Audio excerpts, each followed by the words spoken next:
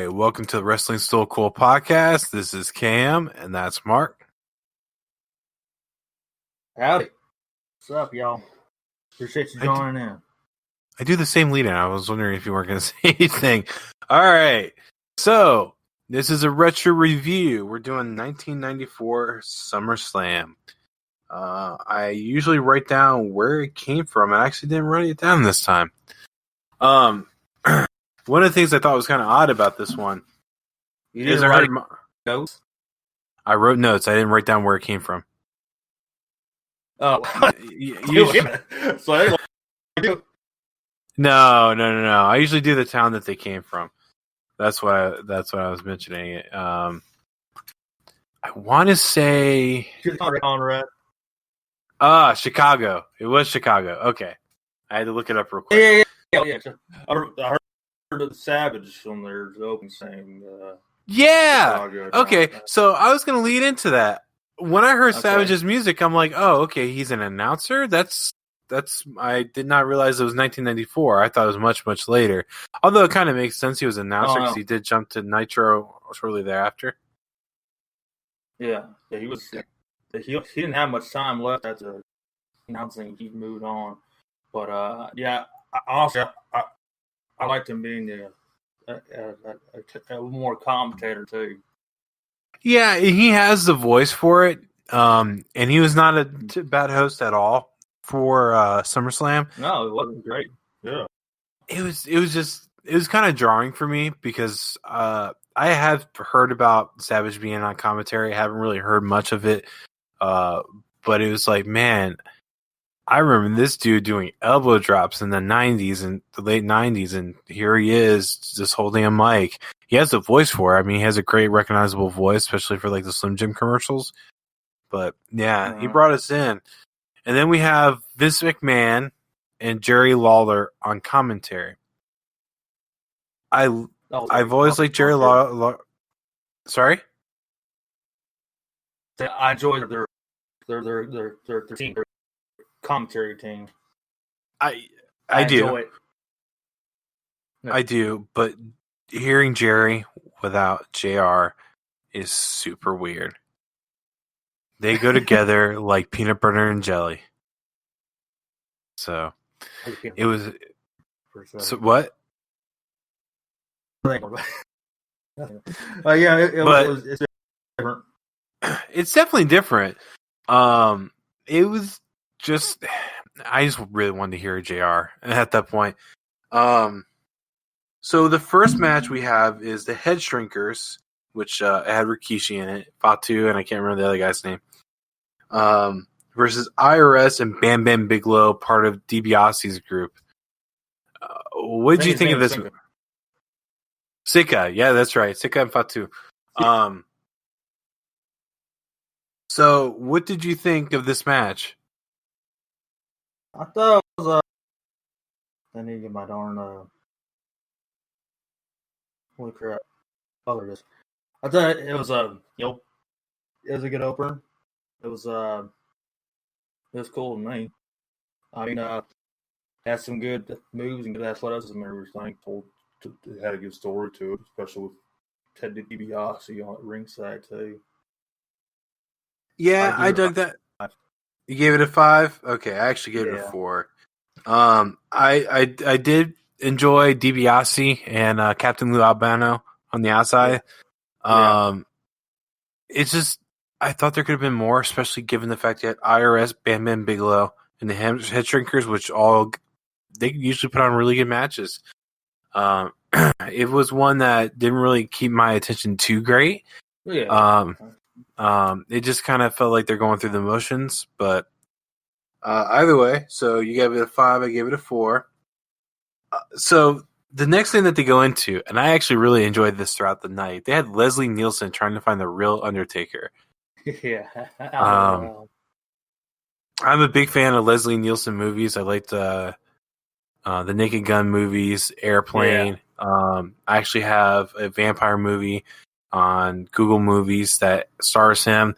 He actually did a Die Hard parody, which was really, really entertaining. These skits were just a joy throughout the whole night, and they're very entertaining. yeah, and any of you guys that have WWE Network, I definitely would suggest watching this pay-per-view, almost specifically for the Leslie Nielsen parts, because they're really, really funny. I remember, I almost say it's back in 96, maybe 95. I didn't get to watch this pay-per-view on TV. We couldn't really buy pay-per-views much back then. So back in my hometown, where obviously where that's at, and there's this video store down the road. I used to go buy or rent the wrestling tapes. And I had to watch this about maybe 2 years later. After that, I guess it was about 2 years later. But that was for y'all don't know what a VHS tape is, look it up. It was before DVDs came along. But so that's how I remember watching on VHS when I was a kid. Yeah, this was actually the first time I ever watched this pay-per-view. We used to get pay-per-views every now and then, and there was one that was a WWF one. It was one of the ones with TLC in it, and that was the first one I actually had a tape mailed to me. My grandmother ordered it and recorded it, and she knew that I liked wrestling. Although I was a WCW fan, she sent me down that one. Yeah. And that's actually the first thing that drew me to the Dudleys, Hardys, and Edge and Christian. Either way, the next thing was Bull Nakano with Luna Vachon versus Alundra Blayze. What did you think of this? I thought it was a good match. It really was. It told very athletic. It was one of the better women's matches I've ever seen, honestly. And it was just incredible. So honestly, I should probably give it more than 6. I probably would have gone for at least a 6.5. I'm not sure why I gave it 6 for, but it was a great match. Told a good story. Yeah. Very impressive. But yeah, so I give a thumbs up and everything. Absolutely. Yeah, I dug it. The way that they're trying to work in Nakano and Alundra they're basically trying to go for the pin quickly towards the end. They picked up the pace heavily. And the back and forth it kind of was like, okay, who's going to come out on top? And this is one of the things where crowds make a lot of difference. You could tell the crowd was really into this match. There's instances where I saw people standing up clapping and things like that. They're really getting behind Alundra on this one. She did pull off a German suplex pin for the win. I actually gave it a 6 as well for this match. Honestly, this was the last year they had great women's matches until you had females in their like Trish Stratus wrestling and Lita wrestling. This is the last year you had that. You didn't have that in the late 90s. No. I should say, Jazz. He had Ivory. It was very good wrestlers, but it was who they were working with a lot. That's what I was trying to say. But you had Jazz, you had Ivory, you had Lita, Trish Stratus. Trish Stratus came in a little bit later than that. Yeah, I know. I'm just kind of talking about like the people that stood out. Then later on, you had Victoria, Mickie James. Yeah. And then now we have several. When it comes to the promotions, I think WWE has a really good. They probably have the strongest women's division between them, AEW, and Impact. AEW is very, very strong on tag teams. Impact is really, really strong with both the X division and tag teams right now. So they all got their own little thing going for them. WWE's definitely got a really good women's division. So either way. After that, you had the backstage segment with Shawn Michaels and Diesel, which it's interesting seeing Shawn how he is here because he was in kind of full douche mode, and seeing how much he's changed over the years, it's just kind of remarkable to see. Kevin Nash basically looks the same as he does now, except for now he has a lot more gray hair. But this led in to Diesel. I wasn't a big fan. I'm sorry, Rob. I wasn't a big fan of that promo he did. I mean, it was okay, but I just wasn't a big fan of that promo that Diesel shot. No, I wasn't either, but it's because it didn't play to Nash's strength. Nash's strength is not being an aggressive guy. Nash's strength is being, I'm super chill until we get into a match.